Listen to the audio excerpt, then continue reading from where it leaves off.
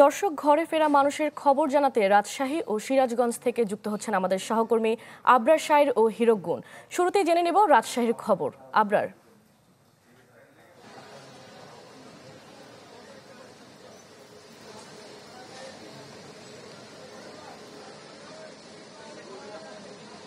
এখন পর্যন্ত যেটি বলা যায় যে গেল 7-8 দিনে সবচেয়ে বেশি পরিমাণ ভিড় কিন্তু আজকে ঘরে ফেরা বা ঢাকায় ফেরা মানুষের। গতকাল পর্যন্ত আমরা যেটি দেখেছিলাম যে কিছুটা হালকা, আজকে খুবই সকাল থেকে চাপ বেড়েছে রেল এবং বাসে।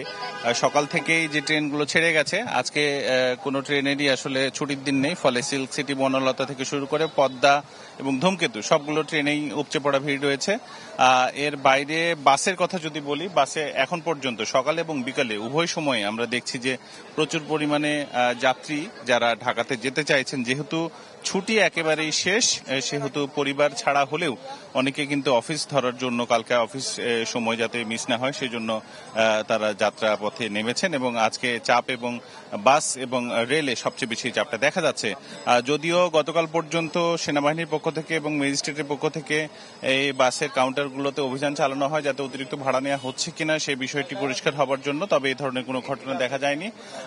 রাজশাহী অঞ্চল আমকেন্দ্রিক হওয়াতে এই অর্থনীতি এখন সচল হওয়াতে সড়কে কিছুটা যানজট রয়েছে পুঠিয়া পর্যন্ত, এবং এই পুঠিয়া পার হলে তারপরে কিন্তু আবারও সিরাজগঞ্জে গিয়ে লম্বা একটা লাইন দেখা যাচ্ছে। গত রাত থেকে যেটি শুরু হয়েছে, যাত্রীচাপ রংপুর এবং রাজশাহী দুই বিভাগ থেকে একসাথে হওয়াতে যমুনা সেতুর আগে এবং পরে এখানে কিছুটা যানজট তৈরি হয়েছে। তবে আন্তজেলার ভেতরে আসলে খুব একটা বেশি ভোগান্তি নেই এবং এখন পর্যন্ত সময় মতোই গাড়িগুলো ছেড়ে যাচ্ছে। অল্প কিছু সময়, হয়তো 2-10 মিনিট কিংবা আধা ঘন্টার মতো কিছুটা ডিলে হচ্ছে, যেমন 5:30টার যে গাড়িটা সেটি 5:30টায় ছেড়ে যায়নি এখনো, এই কিছুক্ষণের মধ্যেই ছেড়ে যাবে।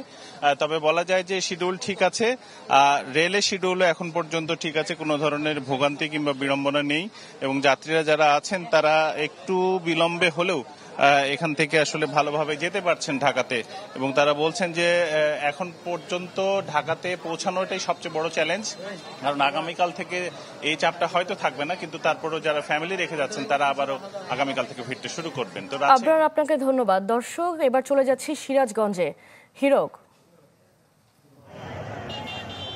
আজকে ভোর থেকে কিন্তু যমুনা সেতু পশ্চিম সংযোগ মহাসড়কে কিন্তু যানবাহনের চাপ, অতিরিক্ত চাপ ছিল, তবে দুপুরের পর থেকে যানবাহনের চাপ কিছুটা কমে এসেছে।